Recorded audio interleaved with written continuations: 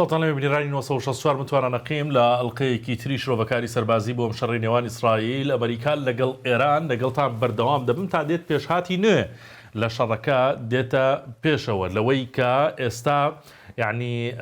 هێرشەکانی ئەمریکا و ئیسرائیل بۆ سەر ئێران بەردەوامی هەیە و وەڵامدانەوەکانی ئێرانیش هەر بەردەوامی هەیە بەڵام پێشهاتی دوێ ئەوەیە کە ئێستا بەشێکی تر لە وڵاتانی ئەوروپا ئاسمانیان بەڕووی ئەمریکادا داخستووە بەڕووی فڕۆکەکانی ئەمریکادا ئەمەش وای کردووە کە کاردانەوەی گەورەی لەلایەن ئەمریکاوە دروست کردووە نازانرێت لە مودەی ئەم شەڕەیە ئەمە چی دروست دەکات و چی ناکۆکیەک دەکاتە ناو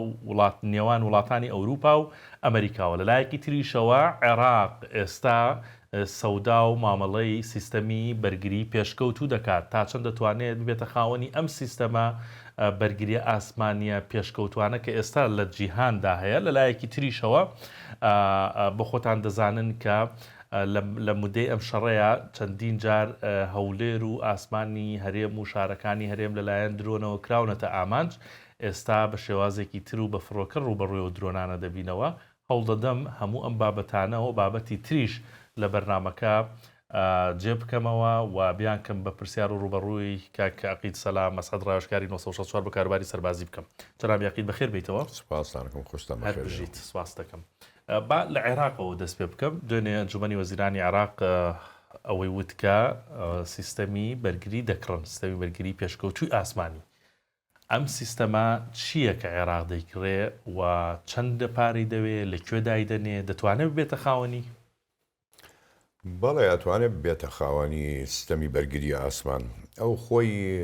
لە 24ەوە ینی کۆنە 2 ساڵ لەمەوە پێش لەگەڵ چینە عەقدێکی کردبوو لەسەر مەنزوماتی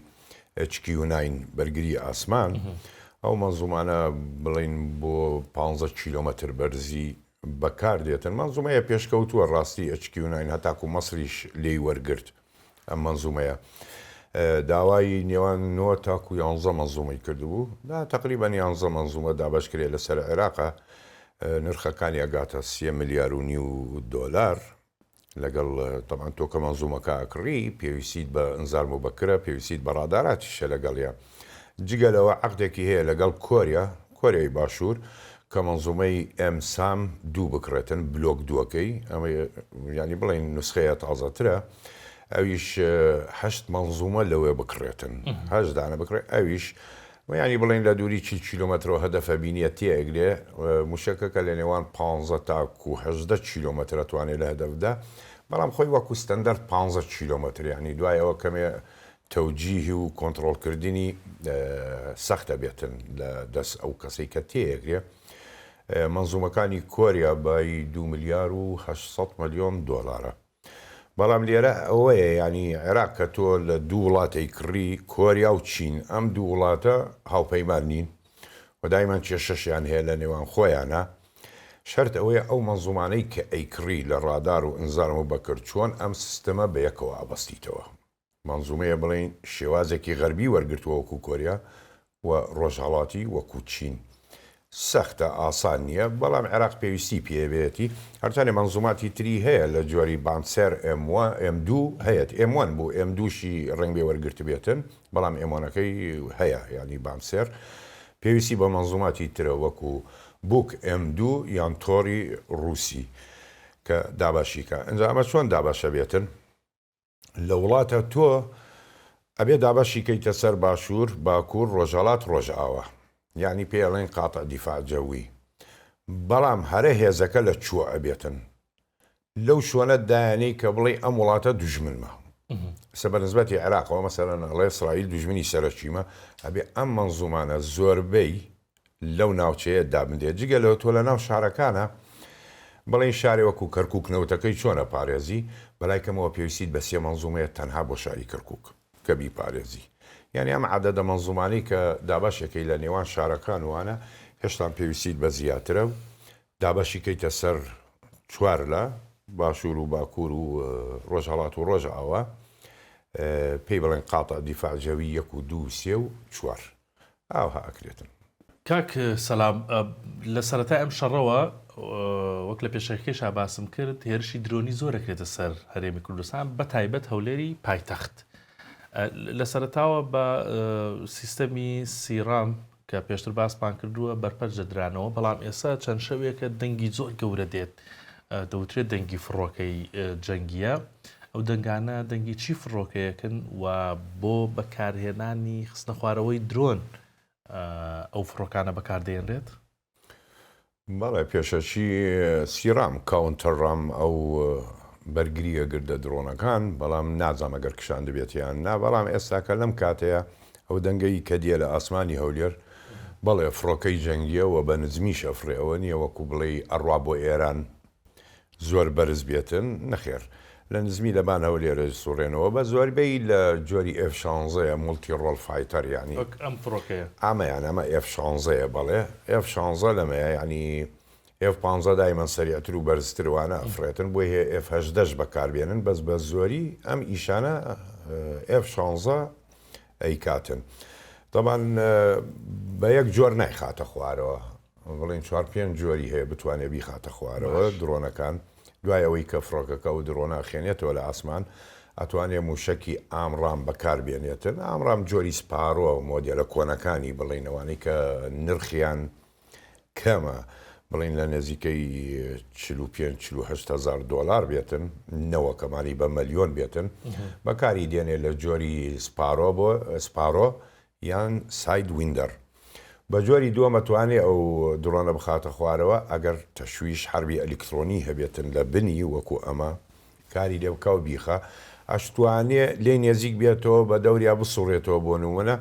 پێوترێ تەیار نەفات اضطراب هەوایی، ینی هەواکە لە دەوروبەری تێکدا بە هەڵمی مەچینەکەی خۆی بەو سورعەتە بڕواتن، ڕێی درۆنەکە بگۆڕێتن و بکەوێتە خوارەوە.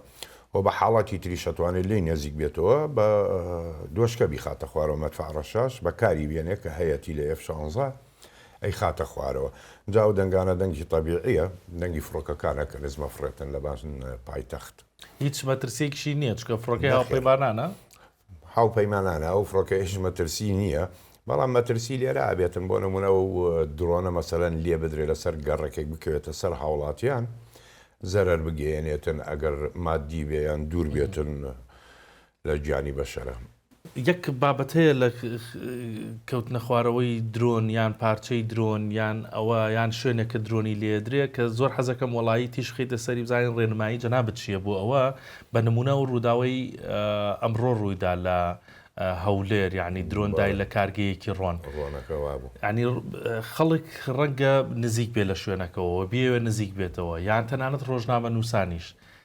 جارێک درۆن لێداوە ئاگرێکی گەورەیە، دوای مدەیەک درۆنێکی تر لێدا، دوای ئەوە درۆنێکی تر، دوای ئەوە درۆنی، ینی 4 جار درۆن لێداوە. ئەمە چی ئەگەیەنێ کە درۆندای لە شوێنەی یەکسەر نەچی بۆ و شوێنە؟ حەزەکەم ڕێنمایی جەنابەت بزانم لەو ڕۆ. خۆی نیزامێکە بڵین داعشی شەمانەی بەکارهێنەوە زۆر وڵاتیش، تۆ درۆنێکە لە شوێنێکەدا ئەتەقێتەوە ئەتوێ ڕابکەی بڕۆی تەسویری بکەی، کاکە ئەو تەسویرە جگە لەوەی کە ژیانت لە مەتەرسیە بێت، چونکە درۆنی دووەمت بۆ دێ بۆی هەیە سێم و کۆمەی ئەمڕۆ ڕوویدا، جگەلەوە تۆ زەرەر بە وڵاتەگەیەنی، تۆ ڕۆی تەسویرەکەی لە سۆشیل میدیا بڵاویەکەیتەوە کاکەوانە سیفادەی لێکن، ئەبینن شوۆنەکە چۆنە و چی بەسەر هات. ئەو ئەگەر ئێران لێت بدا ئەو نازانێت چی بەسەر هات، تەنها خەبەرێک وەرەگرێ سوتا و دووکە، بەڵام تۆ وێنەکەی کامەڵە دەیتێ لە سۆشیال میدیا کاکە، ئەوە پێویست ناکاتەوە بیکە، ئەوە جێگای میدیای خۆی هەیە تایبەت کە ئەیکەن. جگەرەوە بۆ کۆمەڵە بیتەوە لێوێنانە، ینی بۆی هەیە درۆنی دووەم بۆیە هەدەفەکە نەهێنێ، بۆی هەیە بکوێتە بان تۆ دەبەرەوە نێزیکی مەکەوە بە هیچ جۆرێکی، هەتاکو پارچەشی لێکەوتو بوو پەیوەندی بە تۆوە نییە، ئیشی ئاسایش ئیشی پێشمەرگەیە، جیهاتی مختصەیە تایبەت خۆیان ئەمیشانە بەنەڕێەوە ئەی بینن، هەتاکو حاڵاتم بینیوە، ینی ڕێزم هەیە بۆ هاوڵاتیانی خۆمان چ شتێکە بێ حادسەیە لە شوێنی هەمووی بەسارە ڕاوە سێ ڕێگا ئەبڕێتن و خەڵک بێزارەکە و بێت تااقەتەکە، کاکە ڕێ بدەن بە ئاسایش بە پۆلیس بە پۆلیسی هاتوچۆ بۆ نمونە هەر حادسەیە بێتن درۆ بێت وازی لێبێنە ئەوان بە زووترین گات هەتاکو ڕێ لە ئەمبۆڵانسش مەگرە، کاکەوە سعافە گاتن بریندار هەیە لەو ناوچەیە کە لی تەقیوەتەوە. یعنی هیوادارم دوور بن لەم ئیشانە، پێویست ناکات ژیانی خۆتان بخەنە مەترسی و خەڵکیش تاخیر بکەن لە ئیش و کاری خۆی. زۆر باشە بن و تۆ زۆر باسی لە چەند ڕۆژە باسی ئەگەرەکانی هێرشی زەمینیمان کرد لەلایەن ئەمریکاوە بۆ سەر ئێران. بەڵام ئەگەر هێرشی زەمینی بکرێت دەبێت چۆن دەست پێ بکات هەر بەڕاستی هێستا کە هێرشی زەمینی ینی بڵین ئەم هێزانی کە هاتێ ئێرە ئێمە باسی بۆکسەر و تریپۆلی ئەوانەمان کرد کە 2200 سەربازی لەسەرایە لەگەڵ فڕقەی 82 نێزیکەی 4500 بڕۆ بۆ 5000 چەکدار بە کۆی گشتی ئەگەر کۆی بکەیتەوە نێزیکەی 10,000 سەرباز لەم ناوە کۆ ئەبێتەوە هەرچەندێ لە ناو ئاسیا بڵین لە دەریای چین و کۆرە ئەو ناوانە ینی ئەمریکا نێزیکەی 47,000 سەربازی هەیە تۆ بتەوێ بە 10,000 سەرباز ینی چۆنەڵی هێرشێکی تەواو بکەیتە سەر ئێران ئەوە نابێتن ینی عێراق بۆ نمونە 41-42 ڕۆژ بە موشک و بە فڕۆکە لێدرا دوای ئەوە هێرش کرایە سەر عێراق 130,000 سەربازیان هەبوو کە عێراق کۆنتترۆلکەی بەڵام ئێران سێری ئێرانکەی 1,684 کیلۆمەتر مربع خاکێکی زۆر گەورەیە ئەوە نۆک بە نیو مەلیۆن بە مەلیۆنیش ناگیرێتن ئەگەر بتوێتن بەڵام هێز بکرێتن پێتم وت خەرک نەوتەکەی تایە ڕۆحی ئێرانە تەواو اقتصادی خۆی وێرانە ئەوەش بە یەکجاری وێرانەکەی بەس مەڵی قرمز ناکەیتەوە بتەوێ بیکەیتەوە بۆ خەلیج پێت ناکرێتەوە ئەبێ دابەزینەکە من بە مەزانەی خۆم ینی شەخسی لە مەڵی قرمز چۆنی شەبێت دابەزێتن نەوەک لە قەشەمیش نەوەک لە هەرمزیش لە ناو خاکی ئێران لەو شاخانە بەس پێش ئەوی بڕواتن ئەبێ معلوماتی هەواڵگری تەواوی هەبێتن سیخوڕی هەبێ لە ناوەوە بزانێ هێزەکانی سوپای پازداران لەکوێیە چۆن دابەش بوونە شەکێکیان هەیە ئەنجا عملی ئینزالکە بە مەزەڵە بە پەرەشوت بێتە خوارەوە شەڕی یەکەم بکە بەس بە هاوکاری موشک و فڕۆکە بەردەوام کە لێیدا ڕێبدا بەمانە دابەزن ئەگەر حیسابیشی بکەین دابەزین اینجا دوای ئەوە بەرمایی دابەزێ بڵین تروپۆلی و بۆکسەر وانە فڕقەی 31 لەگەڵ 11 ئەگەر هاتە پێشەوە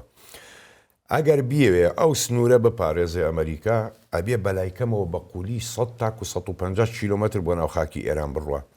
ئەگەر بە درێژیش بە پانیش بیەوێتن لە 250 کیلۆمەتر کەمتر نابێتن ئەوەش بە 10,000 کەس ناگیرێتن زیاتر تەوێتن لەو نسبەیە کە ئەمەد گرت ئەنجا هەنگاوی دووەم دەست پێکا کە تۆ ئەلغام لە مەڵی قرمز لا بدەیت ئەنجا باخیرەکان بێتە پێشەوە کۆب بێتەوە لەو ناوە و کۆنتترۆلی ئەو ناوچەیە بکەن بەڵام خۆی پرسیارەکە لێرێ هەتاکو کەی ئەتوانی تۆ لێوێنانە بیتن ئێران وازت لێ ناهێنێتن ینی سوپای پازداران لەم کاتەیە سوپای نیزامی ئێرانیش بەشداری ئەم شەڕابێ هەرچەندێ لە بینیانە ناوەندی پچراوە ینی بینیان بەڵام لەو کاتەیانە خێرەوانیش کاراتە سەرێرشی زەمینی ئەوانیش بەشدارە بن هەمویانە بنە یەک و هێڕشە بەنەسەرەوە هێز ئەمریکانەی کە لێوێنانەیە بەڵێ زۆر باشە وا خەریکە دانەدانە وڵاتانی ئەوروپا ئاسپانیان بەڕووی فڕۆکەکانی ئەمریکا قەدەغە دەکەن ئەوە تا لە دوای ئیسپانیا سەرەتا ئیسپانیا من لە ئیسپانیاوە سەری هەڵدا ئیسپانیا دوای ئیسپانیا فەڕەنسا ئیتالیا سویسرا ئیسا ڕازی نین فڕۆکەی ئەمریکا ئاسمانیان بەکاربهێنێت ئەمە چی پێشهاتێکە بۆ ئەمریکا و چی زەحمەتیەک بۆ ئەمریکا دروست دەکات لە ڕاستیە کێشەیە زۆر بۆ ئەمریکا دروست دەکاتن تۆ ئەگەر لە سەیریکەی پارمانگی 6 کە بڵین ترامپ ئەو عەزاڵاتەی خۆی پێشاندا کە بیت و سپیرت لە ئەمریکاوە تاک و ئێران و گەڕایەوە ئەو فڕۆکانەی لەگەڵ یابوو کە فیورێدا پێی یان F-15ەکانی کە لەگەڵا بوو F-35 لەگەڵا بوو لە ئاسمانە ئەی پارست تۆ کە گەیشتە ئەوروپا لە فرانکفۆرت ئەم فڕۆکانە هەمووی گۆڕا ئەوانە نیشتنەوە فڕۆکەی تراسا لەگەڵەوە لە گەڕانەوەش هەمان عملیەت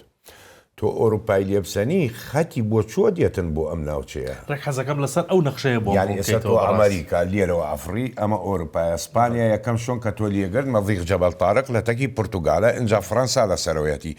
قاعیدەکانی ئەمریکا زۆری ئیسپانیا فەڕەنسا ئەڵمانیا ئیتالیا ئەم ناوچانە ئەمانە کە لێیت گرت پێم بڵێ بە چوویە ئەڕوا بێتن مەغرب ئەو توانایی نییە کە وەری بگرێت جەزائر دژمنی ئەوە قبوڵی ناکات تونس هەر هیچ حیسابی فەوتاوە وڵات نییە حیسابی بکە ینی مەتاڕاتی نییە فڕۆکەخانەکە بەرگەی ئەو هەموو فڕۆکە بگرێ لیبیا کێشەی ناو خۆی هەیە شەڕی ناو خۆی خەلیفە حەفتەر و حکومەتی مەسر خۆی تووشی ئەو بەزمە ناکاتن سعودیە خۆی وا لە بن ئاگر بارانەیە کەواتە ئەمە ڕێگە سەرەکیەکەیە ئەمە ڕێگە سەرەکیەکەیە بە ئیسرائیل باشە ئەگەر تۆ بتەوێت ئەوروپام لێ ببڕی ئەم ناوچەیە هەمووی شەڕە ئەگەر عێراق بێ سعودیە قەتەر بەحرێن ئیمارات هەتاکو سەڵتەنەی عومان ئەم بەریشە تێمەنە مەضیق بابلمەندە ئەم وڵاتانەی ئێرە کێشەی هەیە سوودان شەڕە لە ناوی ئەفیوبیا کێشەی هەیە سۆمال دژمنی تۆیە فڕۆکە ئەبێ ئاوها بێتن بۆ چۆ بۆ دیوگۆ گارسیا دیگۆ گارسیاش لە کوێیە سری ئەو مەسافەیە کە ئەی بڕێتن چەندێکم کانیات تەوێ چەندێک خەرجی تەوێ ئەگەر هاتوو لەم ڕێگایە تێکچوو ئەو فڕۆکەیە ئاسنە لە ئاسمان بۆی هەیە پێویستی بە دابەزینە لە نێزیکتنی شۆن سیانەی پێ بکرێ ئەوروپا هەموو جۆرە سیانەیەکی تایە بەڵام ئەو ناوچانە تیای نییە ئەمە زەربەیەکی زۆر گەورەیە بۆ ئەمریکا بەڵێ یعنی ئەم بە پێی خەریتەکە ڕوونت کردەوە ئەم هەموو زەحمەتی تایە کە ئەوروپا ینی لە یاسای سەربازیەوە زۆر سەختە زۆر ئەم ئێوارە ڕێکڕەنگە ئەمە تەنگەتاوی دۆناڵد ترامپی کردبێت لە تەلەگراف ئەوەی ڕاگەیاندبوو کە ئەگەری هەیە یعنی خەریکی مشاوەرەی ئەوەیە کە لە ناتۆ دەرچێ ئەمریکا ئەمریکا هەڕەشەی ئەوەی کردو کە لە ناتۆ دەربچم تایبەتی لە کاتی بڵین ساڵی یەکەم و دووەمی شەڕی ئۆکرانیا لەگەڵ رووسیا ئەمریکا سە تۆ هاوکاریم ناکەی نەهات نە شەڕەکەوە ڕێشم پێنادان ئاسمانتان بەکاربێنم ئیتر ناتۆ مانایشیە تایبەتی فەڕەنسا ینی زۆر هەوڵەدا ناتۆیەکی ئۆروپی دروست بکە و خۆی سەرپەرشتی بکە دەرچێتن لە ناتۆی بڵین کە سەرپەرشتی ئەمریکایی کاتن ئەمریکا دەربچێ ئۆروپا هەچە بۆ ئاگاداریت تەنها من وتومە فەڕەنسا دەوڵەتێکی بەهێزە پۆلۆنیا شەڕی پێکرێ بەڵام دەیتە سەر لیتوانیا ستۆنیا لاتڤیا دەنیمارکە سویدە نەرویج ئەمانە بەرامبەر بە ڕووس چین هیچ نین هەتاکو ڕۆمانیا نەمسا سویسرا ئەم وڵاتانە کە ناتۆن سفرن بکشێتەوە ئۆروپاتیایەچێ ئەگەر فەڕەنسا سەرپەرشتی بکاتن یعنی هەتاکو ئەڵمانیا هێزی نییە ئەو زەریوەیە کە خستیە سەر ناتۆ ئەمریکا گەیاندێ 105 کاری لە وڵاتانە کرد وڵاتەیە لە ئەوروپا فەقیرە لتوانیا ئەستۆنیا لاتڤیا پۆلۆنیا ئەمانە ینی بڵین میزانی سەربازی و میزانی ئیکۆنۆمی وڵاتیان بەو مستەوایە نییە وەکو ئەڵمانیا و فەڕەنسا و ئەمریکا ینی بۆی هەیە بکشێتەوە ئەوان تایە چنیانی زۆر باشە ڕۆژنامەی جۆرزەلین پۆست دەڵێت ئیسرائیل بڕیاری داوە کە ئیتر هیچ لە ڕووی سەربازیەوە هیچ تەکنۆلۆژیایەکی سەربازی چەکێکی سەربازی نەفرۆشێت بە فەڕەنسا و لە هەمان کاتیشا ئەو پەیوەندی کە کڕین و فرۆشتنی کەلوپەل و چەکی سەربازیە لە نێوانیان بپچڕێنرێت و دەڵێت ئیتر هاوڕێش نابین ناڵێن دوژمن بەڵە هاوڕێ نابین ئەمە چی پێش هاتێکەوە پاشان ئیسرائیل چییە فرۆشێ بە فەڕەنسا هەر بەڕاستیە گەرەی بێ بۆی فەڕەنسا و ئیسرائیل بڵێن هەر لە دامەزراندنی دەوڵەتی ئیسرائیل لە 1940 دوای ئەوە فەڕەنسا زۆر بەتوندی هاتە پێشەوە بە هاوکاری ئیسرائیل فەڕەنسا کێشەیەکی گەورەی هەبوو لە ئەفریقیا تایبەتی لە جەزائر ینی ئەو ناوانەی کە داگیر کردبوو و لە سووریا بە زەرێکی زۆر گەورە دەرچوو لێوێنانە دوای شۆڕشێکی دوور درێژ لە جەزائریەکان کە ئاڵێن مەلیۆنێ کوشتاریان داوە هاوکاری ئیسرائیلی کرد وەکو تۆڵێ بۆ ئەوەی لەو شوۆنە بمێنێتن و نفوزی هەبێتن تایبەتی لە پەنجاکان لەین لە ساڵی 1956 هاوکاریەکی سەیری ئیسرائیلی کرد دژی وڵاتانی عارەبی ینی لە تایبەتی شەڕی 1960 ئەو کاتە فەڕەنسا فڕۆکەکانی زۆر پێشکەوتوو بوو لە جۆری میراج 200 فڕۆکەی بەیەکجاردا بە ئیسرائیل ئەو کاتە عارەب مێک 15 و مێک 17 و 19 بەکارەهێنا هەتاکو 21 ئەو نوسخانەی بیسۆن نەهاتووە مەیدانەوە لەبەرەوە ئەگەر بزانین ساڵی 1960 یعنی ئیسرائیل هێزی ئاسمانی ئیسرائیل مەسری وێران کرد لە 165 هێزی ئاسمانی مەسری لە ناودا دوای ئەوە سووریا شەروەها ئەم هاوکاریانە هەمووی فەڕەنسا کردی بۆی کە ئەیداپەی طبعا سەفقاتی تیجاری هەیە لە بینیانە ئیسرائیل بۆ نمونە ئەتوانێت هینی بداتێ ڕقائقی ئەلکترۆنی مایکرۆچیپس ئەوانە بدا بە فەڕەنسا کە لە ناو فڕۆکە و موشک بەکاری دێنێ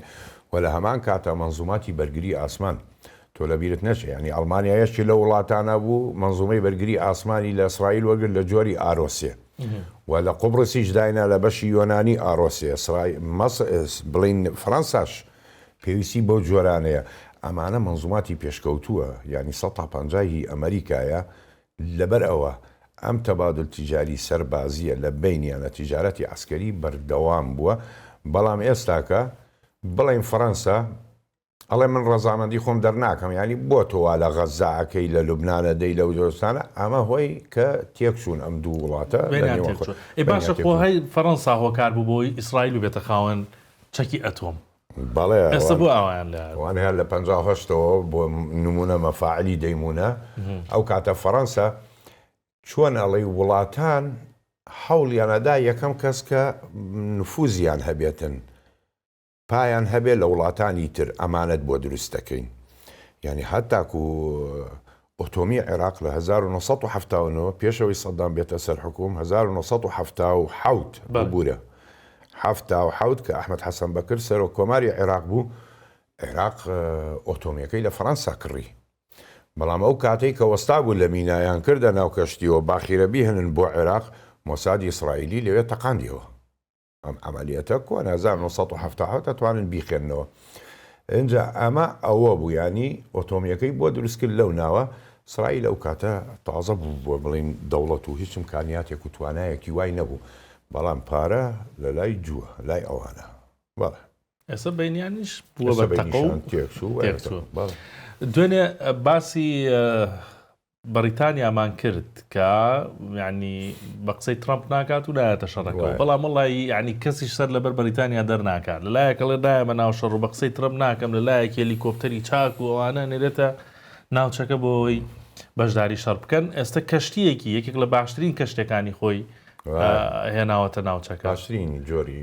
بەریتانیا. حەزەکەم باسی ئەو کەشتێن بۆ بکەی، مواسەفاتی ئەم کەشتێ چییە؟ بەریتانیا ئەم کەشتێ چییە بۆ بەریتانیا کە ئێستا دەوێت بینێرێتە ناوچەکە و هێناوێتی ئەم ناوە؟ ئەم کەشتیە پێوترێ لاینبای. لاینبای یەکێکە لە باشترین کەشتیەکانی بەریتانیا، ینی بەناوبانگە ئیمکانیاتێکی زۆری هەیە. پێشماوەی ئەم کەشتیە لە مەضیق جەبەل تارق، ینی لای ئیسپانیا لەوێ وەستا بوو سیانەی کاملی کرا، ینی دەستکاری کرا ئەگەر تێکچوونێکی تیا هەبێتن و ئامادەیان کرد. ئەمە وەزیری بەرگری بەریتانیا بڕیاریدا کە بجوولێتەوە بێتە ناوچەی دەریای سپی، ینی لە مەضیق جەبەل تارقتەوە خۆی هەر دەریای سپی حیسابەکرێ، بێتن عملیات سەرپەرشتی بکە لەم ناوە مراقەبە بکاتن، تاقی بکات، چونکە کەشتێکی پێشکەوتووە زۆر تکنۆلۆژیایەکی زۆر بەرزیتیایە، کانیاتێکی سەیری هەیە، بێتە ئەم ناوچەیە. بەڵام تاکۆ ئێستاکە ڕئیس وزەرای بەریتانیا ستارمەر بڕیاری نەداوە بگاتە هەرمز یان نا، بەڵام مادام کەوتە جوولانەوە بەرەو دەریای سپی، ینی حەزیان لێیە بەشدار ببن. ئەمە چی پێ ئەکرێتن؟ ئەمە یەک بەلەمی تایە، ینی بڵین دژی ئەلغامی دەریایە بەکاری دێنێ. لە هەمان کاتە موسەیارات نەوەک بە ئاسمان، ئەمە موسەیاراتی بندەریاشی هەیە بەکاری دێنێ، ئەتوانێت ئیزاحی ئەلغام بکە، ئەلغامت بۆ هەڵبگرێتەوە. بەڵام لەو قەنەعەتە نیم بەشداری شەڕ بێتن، یعنی ئەگەر دابەزین ببێتن ئەم بەشداری شەڕ بێت. ئەم چاوەڕێیەوە ئاکاتن بەریتانیا تەنها ئەگەر هاتوو ئەمریکا توانی مەضیق هەرمز کۆنتترۆل بکە، ئەم بەشدارە بێت لە پاکردنەوەی مەزی قرمز و ئەلغامەکان هەڵەگرێ و بۆ تکنۆلۆژیای هەیەی تەعاقوب بکاتن و ئەلغامە دۆزێتەوە لە ناو دەریا و ڕێپاکە کاتەوە بۆ کەشتی نەوتەکان و بارهەڵگرەکانەوانی کۆنتێنەر و ئەوانە. ئەبە جۆرە ئیشەکە تەبان هەلیکۆپتەریشی لەسەرایە، ئەوە نییە بەس بڵێ بەس موسەیارات و بەلەمی انتیحاری وانە نانەخێر. یەکێکە لە باشترین بڵین کەشتیەکانی بەریتانیا کە پێوترێ لاینبای. بەڵێ زۆر باشە. دێمەوە ئەم منتیقەی خۆمان عێراق قسەیەک لە دەمی ئەبوو ئالای وەلایی فەرمانتەیکی حەشدی شەعبی عێراق دەرچووە کە هەڕەشە دەکات، دەڵێت حەشدی شەعبی هێرش دەکاتە سەر کوێت و سووریا. باشە ئەم هەڕەشەیە لەکوێوە سەرچاو؟ ئەی حکوومەتی عێراق لەکوێیە؟ ئەی فەرماندەی گشتی هێزە چەکدارەکانی هەیە عێراق؟ ئەم دەوڵەتە وەزارەتی بەرگری هەیە؟ ئەمە دەتوانێت بکات؟ نەخێر ناتوانێت. تەنها شتێکە بۆ میدیا بۆ ئەعلام، ینی من ئەمە ئەەکەم، تۆ چیت پێکرێتن بەرامبەر بە سووریا تۆ جارێ خۆت نازانی لە چۆ خۆت شاردوێتەوە و هێزەکانی حەشدی شعبی وا ڕۆژانە لێ ئەدرێتن ینی هەلیکۆپتەر دوێنێ لە مووسڵ بە هەلیکۆپتەر یا باچی لە حەشدی شعبیدا تۆ بەرەو سەحرا بۆ چۆ ئەجوولێتەوە هەر هێزێ بجوولێنی تۆ لە بن مەرحەمەتی ئاسمانی ئەوانی کاکە لە بن فڕەکەی ئەوانی لە بن ئەباچی ئەوانی بەرەو هەر ناگەیتە سنووری کوێت خلاص دەکەن کۆتایی پێدێنن ناگەیتە سنووری سووریا فڕۆکە تەواو دەکاتن دوو ئەباچی لەگەڵ دوو سەندەر بەڵت ئەیدا کۆتاییان پێدێنێتن لەوەتی شەر دەست پێکردووە لە ناو حەشت زۆر کەسەیە خۆی شاردوێتەوە هادی عامریە قەیس قەزعەلیە ئەمانە دەنگیان نییە یعنی ئێران وای بەسەر دێتن لەبەرەوە لە بەندیایە ئەوێ خۆیان پێشان بدەن بەڵام بڵی بتوانێت شتێ بکاتن نەخێر بەڵام ئەم تەسریحانەی کە ئەدرێ ئەوە دەلالەتی ئەوەیە زەعیفی حکوومەتی مرکزی خۆتی عێراق یعنی تۆ حکوومەتی تۆ بە تۆ وەزارەتی بەرگریت هەیە تۆ فەرماندەی گشتی هێزە چەکدارەکان سەرۆک وەزیرانت هەیە حکوومەتە مانایشیە وەکو سوپای پاسدارانی ئێران من حیساب بۆ حکوومەت ناکەم ئەتیراف بە حکوومەت ناکەم ئەمە حکوومەتێکە لەناو حکوومەتێکی ترایە مانایەوەیە حکوومەتی عێراقیش ڕاوەسەوە سەیری کاتن ینی هیچ شیشی پێ ناکرێ بەرامبەریان چونکە چەکیان پێە پارەشیان پێە لەبیرت نێچە هەتاکو تانکیان هەیە ینی لە زمانی ئەبوو مەهدی مهندس تانکێکی زۆریدا بە حەشدی شعبی کە هینا و سوپای عێراقە تۆ میلیشیاتێ تانکت هەبێتن و چەکی قورست هەبێتن تەمان ڕوبەڕووی دەوڵەتە بیتەوە ئەتوانی هەروەکو قەزەی سوودانی لێ دێتن دعم سەریع و حکوومەتی بڵێن بڕهان سوودان عینی حسابە باشە ئەمە هەر لێرە نا کاک سەلاو یعنی ئەوە تا دەڵێن حەشدی شعبی لە هەندێک شاری ئێران بازگەیان داناوە بۆ ئاوا چوونەتە ناو شارەکانی ئێرانەوە بتوانن بازگەشدا بنێن باڵێ زۆریان چوونە بزانە کاتێک کۆن بڵین کە لە ساحەی تەحریر لە بەغا ئەو خۆ پێشاندانانەکرا و زۆر خەڵکی شتی کوژرا و تەقەکرا ئەوانە سوپای پاسدارانی ئێران بوون هاتنە بەغا ئەوان خەڵکیانە کوشت لە خۆ پێشاندانی ئێران تەهران حەشدی شعبی عێراقی لەوێ بوو ئەو خەڵکێ کوشت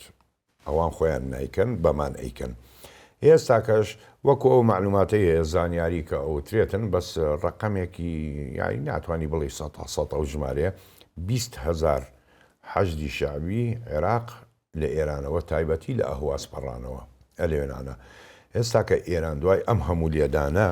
نە بنکەی پۆلیست هەیە نە مەفرەزەت هەیە لە ناو شەقام نە سەیتەرەت هەیە لە ڕێگا و بان ینی باز نەتەبێتن کۆنتترۆلی خەڵک بکەیت بووەتە فەوزا کەس ناوێرێ لە شوێنێک کۆ ببێتەوە ئەگەر سوپای پاسداران بێ ئەگەر پۆلیس بێ ئەگەر هەرچ کەسە بێ ناوێرن کۆ ببنەوە لێ ئەدرێن لەبەرەوە هەموو شوێنێ بۆشایی تێکەوتووە ئەمانە چوونە بە زۆری لە ناو ئەهوازن ئێستاکە لەوێنانە دابەش بوونە ئەوان ئەیانوێ کۆنتترۆلی شەقام و ڕێگا و بان و نێوان شارەکان بکەن بەڵام بڕواکە ئێرانیەکانیش ڕقیان لێیانە وەکو ئەوە سریانەکەن ئەمانە داگیرکردن هاتوونەتە خۆش نییە هێزێک خۆش نییە وە بۆشی هەیە کێشەش ڕۆدا لە نێوانیانە لە بینی حەشدی شعبی عێراق و هاوڵاتیانی ئێرانی بەڵێ باشە ڕووداوی تەقینەوە گەورەکەی ئەسفەهان هەربوون و تۆ لەسەر مێزە باسمان کردیانی چەند ڕۆژێکە ڕووی داوە بەڵام دەنگ و باسکردنی هەر گەرمە ئەم ڕووداوە چی بووەنە گەورە بوو و گەیشتووە بە چی کاردانەوەکان لەسەری وەکە باسمان کرد ئەسفەهان دڵی ئێرانە تۆ ئەو مەخازن ئیتاد و سەواریخ و موسەیاراتی ئەوەی کە لە ئەسفەهان هەدەیە لە هەر شوێنێکان نیتە بۆ شێوازە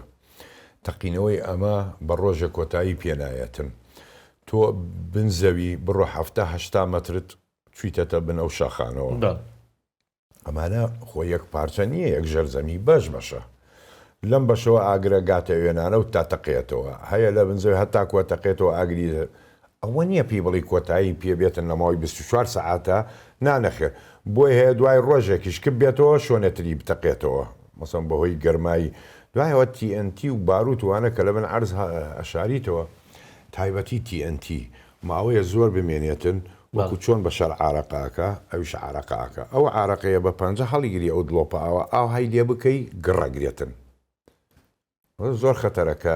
مەخزوون لە جێی خۆی ماوەیەکی زۆرە مێنێ بۆ ئەمریکا و بەعزە وڵاتانێک کە مەخزوونیان زۆرە بێت چەکی کۆن شەڕێ لە شوێنێ دروستەکەن چەکەکانی هێدانێ کۆنەکان باسەرف بێ پارە وەرەگرم و ئەمە بمێنێ مەترسیە تایبەتی مادەی TNT و C4 ئەسفەهانی شاوهایە جا لێرە بەعزە زانیاریەیە دەربارەی ئەمە چۆن تەقیوەتەوە تیارە لێداوە بیت و سپیرت وانەسیاریوت لێ بکەم یعنی قسەیەکەیە بەس نازانم تا چەند ڕێتەیە چێ لە ڕاستە کە ئەمە بە فڕۆکە نەکراوە بە بیت و سپێرد نەکراوە هێزی کۆماندۆی ئیسرائیلی دابەزیون بۆ ناوچەکەەوە بۆم ڕێژیان کردو تەقاندویانەتەوە ڕێتەیە چیە یعنی هێز دابەزێتەوە شوێنە ئەگەر هێزی کۆماندۆ هەبێتن لە پار مانگی شەشەوە لە شەڕی 12 ڕۆژەکە لەوێ بوون ئەگەر هەبوو بێت نە هەبوو هێزی تایبەتی ئیسرائیل لە ناو ئێران هەبوو پار ئەوان زۆر ئیشان بردەڕێەوە بەڵام دوای ئەوە حەسەبی زانیاری ئەوەی بیزانم ئەمانەیان کشاندەوە بتەوێ ئێستا هێز بنێری و دابەزی لێنانە ئەوە شتێکی خەیاڵی مستەحیلە و جۆرە چتە نابێتن لەم کاتەیە تایبەتی تۆ لە بیرت نەچێ ئەسفەهان ئەم هەموو هێزەی تایە نەتەنزی تایە هێزی ئاسمانی ئێران ئەم هەموو کارخانەی ئاسن و پۆڵا و ئەوانە و موسەیرات دروستەکرێ وا بە ئاسانی بەجێ نامێنەوە شوۆنەکە بتانی تۆ کۆماندۆز دابگری هێزی تایبەت دابگری و بڕاتە ژوور و ئەمانە بتەقێنێتن هەر شەڕێ ڕووەدا لە نێوانیان لەبەر ئەوە بۆی هەیە ینی احتیمال ناڵێم نا لەوانەی کۆن ما بێتنەوە سیخوڕی خۆیان بێتن لەگەڵیانە هاوکاریان کردبێ ئەم ئیشیان کردبێ خەڵکیان لە ناوە کڕی بێتن بە پارە تایبەتی ئێران ئێستا وێرانە لەلایەن اقتصاد و ئیکۆنۆمیەوە 2 مانگە زیاتر مەعاشیان وەرگرتووە پاموچیان وەرنەگرتووە ئەم خەڵکە بۆی هەیە مەسەلەن ئەم احتیمالە بەڵام لە هەموو حاڵاتێکە ئێمە وتمان GPU 29 هەیە لە ئەمریکا GPU 31 بەکارهێنا ئەم موشەکانی کە بۆ ناخی زەوی ئەڕواتن و نێزیکەی 6 مەتر ئەتوانێت کاری لێ بکە جگە لەوە GPU 57 هەیە لەوە بەهێزترە کەوتومە پێشە ئەمریکا 20 دانە هەیە ئێستاکە GPU 72 هێناوەتە مەیدانەوە هێزەکەی چەندێکە نازانین بۆی هەیە ئەوانەی بەکارهێنابێتە ناوها تەقاند بێتیەوە هەر لەسەر ناکۆکیەکانی نێوان مەسعود پزیشکیانی سەرۆکۆماری ئێران لەگەڵ سوپای پاسدارانە کاک سەلام ئێستا کەناڵ 12 ئیسرائیل بابەتێکی بڵاو کردوتەوە دەڵێت لە پەیوەندی تەلەفۆنیدا کە دەنگەکەی دزەی پێکراوە بڵاو کراوەتەوە مەسعود پزیشکیان وتوتی من دەست بەسەرم ئەمە ڕێتەیە چێ دەگەیشتووەتە ئەوەی کە مەسەڵەن ناکۆکیەکانی نێوان پزیشکیان و سوپای پاسداران گەیشت پێ بەوەی کە مەسعود پزیشکیان دەست بەسەر کرابێ یان دەتوانێت هیچ قەرارێ بدات بەنسبەت لە کاتی شەڕەوە بڵین سوپای پاسداران هەمومان ئەزانین ئەوان کۆنتترۆلی وڵاتەکەن پارە و چەک لای ئەوانە قەراری شەڕ لای ئەوانە ڕاگررتنیشی لای ئەوانە بەنسبەتی پزیشکیانەوە ئەم قسەیەوکە بۆی هەیە بەڵێ ناڵین دەست بەسەرە بەڵام دانشە بۆت نییە هیچ بڕیارێ بدەیت چونکە نێوانی تەلیفۆنی لە بینی خۆی و سوپای پاسداران کە من دەست بەسەرم و ناتوانم هیچ قەرارێ بدەم هەستن خۆی خەناتی 12 ئیسرائیلی کە ئەمەی بڵاو کردبووە هەتاکو وتووشی ینی ئەگەر مفاوەزات ببێ ئەبێ من بەشدار بم چونکە ئیکۆنۆمی ئێران تەواو کۆتایی پێهات ئەو پەڕی ئێران 2 مانگ بەرگاگرێ و ڕوخێ بە تەواتی ئەمە قسەی پزیشکیان مەسەن کە بە سوپای پاسدارانی وتووە وڵامی ئەوان لەبەرەوە ئێمە تۆ نابینە مفاوەزاتەوە بۆت نییە ئەبێت دابنشیتن ئەمان دوبلماسین ئەم و عێراقچیش لەوە پێشیفتم بۆ نەیان کوشت چاوەڕێی مفاوەزات ئەگەر بگرێ لەگەڵ ئەمان هەیە ئاکرێتن سوپای پاسداران مێشکیان هی ئەوە نییە کە ئەمریکا و ئیسرائیل و ئەوروپاویان پاکستان و چین بێتن بۆ مفاوەزات ئێستا خەتکراوەتەوە لە نێوانیانە لە هەمان کاتە خاڵێکی زۆر مهمەیە لە بیرت نەچێ ئەنەوە تەلیفۆن لە ئێرانە تقریبان کۆتایی پێهاتووە ئەم سەرۆکانە ناوێرن بە تەلیفۆن قسە بکەن ئەم بۆی هەیە قسە بکاتن چونکە زانێ نایکوژن ئەم دێت هاتە ناو خەڵکەوە لە شقامە ناترسێ بە ئاشکراوە تا من لێرم بۆ لی نادەن بۆ لاریجانی هاتە ناو شقامەوە دوایەوە دەست بەجێەوە لە ڕۆژی دوایی کوشتیان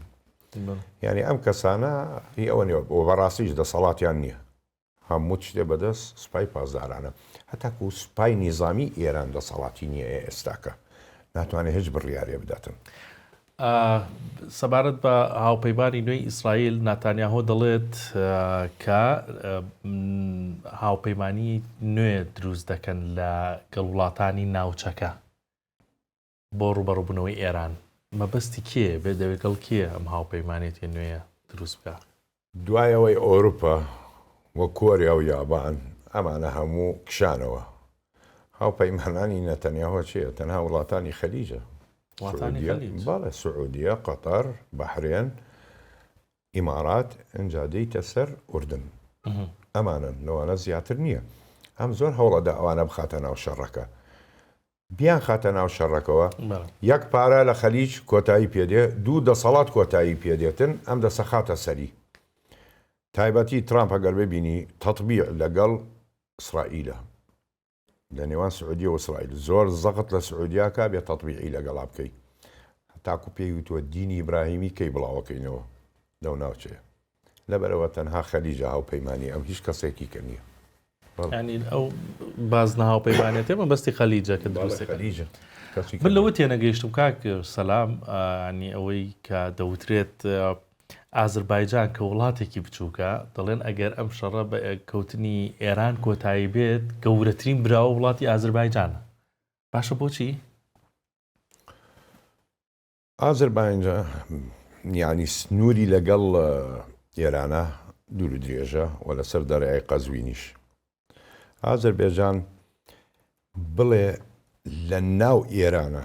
زیاتر لە 10 ملیۆن هاوڵاتی ئازەری هەیە لە ناو ئێران، تایبەتی لە ناوچەی شیمال و تەبریز و هەتاکو لە تاهران. یعنی سە بڕۆ بە ئازاری قسە بکە لە تاهران هەمووی لێت تێگا پێویست ناکە بە فارسی قسە بکەی. ئەگەر هاتوو ئێران ڕووخا بە یەکجاری چۆن دەپاسی پاکستانمان کرد ترسی هەبوو، ئەم ترسی نییە، ئەم مەسلحەتێتی قانزاجێتی ئەبێتە هێزێکی ئیقلیمی لەو ناوچەیە. تەواو چۆن ئەبێتن ئێران ڕووخا بە یەکجاری 10 ملیۆن ئازەریت هەیە، شاری سەرەکیت هەیە لە ئێرانە، ئەمانە چەکدار فەسائل پەیدا ئەبێتن داوای سربەخۆییەکەن یان هەرێمەکەن. ئەگەر داوای سربەخۆیی یان هەرێم بکەن پەیوەندی بە چیەوە بێ؟ بە ئازربایجان ئەو سەرپەرشتیە کاتن. لەبەر ئەوە لە مەسلحەتی ئەوایە کە ئێران بڕوخێ و بێتە هێزێکی گەورە ئەقلیمی. لە هەمان کاتا لەبیرت نەچێتن دژمنی سەرەکی ئەوان شەڕەکانیان لەگەڵ ئەرمینیا لە نێوان ئەمانەیە. تۆ هەتاکو ئەو شارەی ئازەربایجانی بێجان کە دێتن یارمەتی بەناو ئێرانە ڕەتە بێ بۆ ئێرانە ئەو کەتە و خەتە ئەکرێتەوە. دەریای قەزوینیشی بەدەسەوەیە. ئێران دیژی ئازەربایجان یارمەتی ئەرمینیایەدا لە شەڕەکەیە لە نێوانیانە کە ئەمە ڕووخا ئەمانە هەمووی ئەبێتە بن دەسەڵاتی ئازەربایجان خەتێکی دایرەکت لەگەڵ تورکیا ئەکاتەوە. ئەو کاتە ئەبێتە هێزێکی ئیقلیمی. بەڵێ لە لایەکی تریشەوە هەموو شتێک وا دەردەکەوێت کە ئەم شەڕە بکەوێت بەلایەکدا گروپی چەکداری جۆرا و جۆر بەڕاستی دێنە شەڕەکەەوە. بەنمونە ئێستا چیچانەکان هەڕەشەی هاوکاریکردنی ئێران دەکەن. ئەوان بوو ئێران بڵین وەزعی زۆر خراپە هەتاکو بڵێ ینی وێرانە وڵاتەکە. بەنسبەتی ڕووس کە باسمان کردووە ڕووسیا نایەوێ ئێران بڕوخێ، بەڵام لامان کاتیشا سەرکەوتن بەدەست نهێنێ بە تەواوەتی، بەڵام نەڕوخێتن. چیچان ئەگەر بڵێ ڕەمەزان قەدیرۆف ئەوە وەکو بڵین کوڕی پۆتینە، کوڕە خۆشەویستەکەی پۆتینە. ئەمان ڕاستون نەنەوانە شیعان، بەس لەم کاتەیە ئەو چتە نامێنێتن. بە بڕیاری فەرمانی پۆتین چیچان ئەچێتە ئەفغانستانە ببوورە، چیچان ئەچێتە ئێرانەوە شەڕ بکە هاوکاری بکە دژی ئەگەر داوازینی زەوی ببێتن یا لە ناوچەیەکی ترەوە لی بدەن. لەبیرت نەچێ ئێمە وتمان ئازەربایجان خۆی مەسلحەتی ئەوەیە کە ئەمە بڕوخێتن، چیچان دژی ئازەربایجانە ئەوە نییە ئەو پەیمان بێ لەگەڵیان دژیەتی وە ڕووسیا شەرکێشەی هەیە لەگەڵیا. لەبەرەوە نابێ ئەمە بێتە هێزێکی ئیقلیمی لێرە. چۆن ئەڵێ دوژمنی دوژمنەکەم هاوڕێمە ئەمڕۆ، ئەوەیە مەبدەئی شەڕەکە لەم کاتەیە. بەڵێ جوڵەکانی ئێران لەم چەند ڕۆژەیە زۆر لەوە چێکە ئەوەی کە لە عێراق سەدام حوسێن ساڵی 1991 تەطبیقی دەکرد، گرتنی موشک بە وڵاتانی تر و هێنانە ناوەوەی وڵاتی تر بۆ شەڕەکە حەزەکەم باسی وەڕووداوەی ساڵی 1990 عێراقم بۆ بکەیت و موشەکانی گرتی ئیسرائیل. ساڵی 1991 پێش هەموو شتێ ئێران ئەوەی خوێندووەتەوە بە تەواتی چی بەسەر عێراقات چۆن ئەمریکا گرتی ئەوە معلوماتی زانیاری سەربازیە لە کولیە بێ بیخێنیتەوە تێبە هەر شەڕێ ڕووبدا بێ بیخێنیتەوە خاڵی زعیفی خاڵی قووەت لە چۆ بوو بۆ ڕووخا بۆ سەرکەوت ئەمان هەمووی خوێندرێتەوە ئێران ئەمە هەمووی خوێندوێتەوە بەڵام عێراق کە کوێتی گرت هاوپەیمانان هاتن تەنها ئەمریکا و ناتۆ نەبوو تۆ لەو شەڕەیە قەتەر بوو سعودیە بوو بەحرێن بوو ئیمارات بوو سووریا بوو مەسر بوو ئەمانە هەمووی بەشداری شەڕەکەیان کرد دژی عێراق هاتن بەڵام کاتێ سەدام حوسێن کە سەیری ئەمانەی کرد هەستا تۆ شەڕەکەت لە کوێتایە لەگەڵ ئەمانەیە ئیسرائیل شتێکی جیاوازە بەڵام سینۆم و شەکی نایە ئیسرائیلەوە بۆی ئیسرائیل وەڵام بداتەوە لە عێراق بداتن ئەگەر ئیسرائیل وەڵامی بدابایەتەوە لە عێراقی بدابایە ئەم وڵاتە عارەبانە چۆن ئەڵێن لە مووقفێکی سەخت ئەمانەوە زەحمەت یعنی ئیسرائیلە لە وڵاتێکی عارەبیە داتن لەبەر ئەوە هاوپەیمانەی ئەمریکا لەگەڵ وڵاتانی عارەبی بۆ لێدانی عێراق تێکەچێت بەڵام ئەمریکا زەختی لە ئیسرائیل کرد وەڵامی نەدەیتەوە لە عێراق نەدەیتەوە ئەو لێتەدا تۆ لێ نەدەیتەوە بەڵام ئیسرائیلیش من لێ دەمەوە یعنی لێرە چۆن ئەڵێن عەمەلی ئیبتیزاز ئەمریکا پێڵە لێمە دەرەوە ئەڵێ لێ دەمەوە لێمە دەرەوە هاوپەیمانمان تێکەچێت لەگەڵ وڵاتانی عارەبی ئەجا شەرتی دانا ئیسرائیل وەرە پاتریۆتم دەرێ ئەوەنە ثادم دەرێ ئەوەنە موشەکم دەرێ ئەوەنە بۆمبم دەرێ ئەڵا لێی نادەم یعنی ئەمەشی بە ئەمریکا کرد لە ساڵی 1991 ئەم هەموو قانزاجەی دەستکەوت چونکە وەڵامی عێراقی نەدایەوە لە عێراقی نەدایەوە بە نەسبەتی ئێران عینی عەمەلیەتە کاتن ئەوێ وڵاتی تر بێنێتە ئێوێ وڵاتی تر بێنێتن بۆی ڕێی عامی عالەمی وەربگرێ بە تەواوەتی ئێستاکە گەر بە فعلی بێتن ئیسرائیل ئەمریکایە لە ئێرانەدا بەڵام ئەگەر سعودیە و قەتەر و بەحرێنوانە کوێت هەمووی داخلی شەڕەکە بوو ئوردن داخلی شەڕەکە بوو ئەو وەختە جیاوازە بێتن میدیاجیانەکان زۆر ئەوە دەڵێن بە تایبەت لەم چەند ڕۆژەی دوایی شەڕا یعنی کە سوپای پاسداران بەشێکی زۆر لە چەکدارەکانی تەواو شەکەت و ماندوو بوون و لە هەندێک شوێن ڕادەکەن ئەمە وایە ڕێیتە دەچێت بۆ ئێستای سوپا لە ئێرانە بەڵێ ڕێیتێشە ئەم حاڵەتە لە هەموو سوپایە لە جیهانە ئەبێتن بەم شێوازە تۆ لە بیرت نەچێتن یانەوە تۆ مانگێکە 15,000 شۆنت لێدراوە ناتوانی کۆبوونەوەی بکەیت نەئەتوانی بجوولەیتەوە دوای ئەوە ئەمانە هەموویان بڵین عەقیدەیان یەک نییە بیر و باوەڕیان هەیە لەبەر مەسلحەت هاتووە ئەڵێ من پارە وەرەگرم ئەمانە زۆربەیان خاو خێزانیان هەیە دایک باوکیان هەیە تۆ دوو مانگە موچەت وەرنەگرتووە پارەت وەرنەگرتووە وە لە ناو شەڕای ئاگربارانی تەواو واز دێنی ئێستا تۆ خۆت ئەگەر کۆمەڵێ سەربازت لەگەڵا بێ بەدوایکە دوو مانگ موچەی مەدەرێ نیوەی بەجێ تێڵێ ئەڕواتن چونکە مەسلحەتی ئەوە نامێنێتن ناتوانێ خێزان و مناڵوانە ئاگای لیانێ لەبەرەوە ئێستا کە بەڵێ لە 130 سوپای پاسداران جێی خۆی بەجێهێشتووە و چەکیان داناوە و ڕۆیشتوونەتەوە بۆ ماڵی خۆیان دوورکەونەوە زیاتر درێژە بخایانێ بەڵێ ئەم عادەدە زیاترە کاتن کە وازی لێدێنن و ئەکشێنەوە چونکە تەحملە چەندێکە مێنێتن تۆ بێموچە و عائیلەت هەبێتن و باوک و دایک و مەساڵحی ترت هەبێتن بەڵێ ئەم حاڵەتانە بێ ڕووداتن لە هەموو شوێنێکە زۆر باشە من بۆ مەڵقەیە هیچ بنەما سپاست دەکەم سپاس بە تەواوی زانارەکانت کاک سەلام سپاسی جەنابتان هەر بژیت بەردەوام دەبین لە گفتوگۆکەمان لاڵەکانی داهات و حتمەن سپاس بۆ بینەریەوەش تاڵقی داهات و بەخواتان ئەسپێرم و خواتان لەگەڵ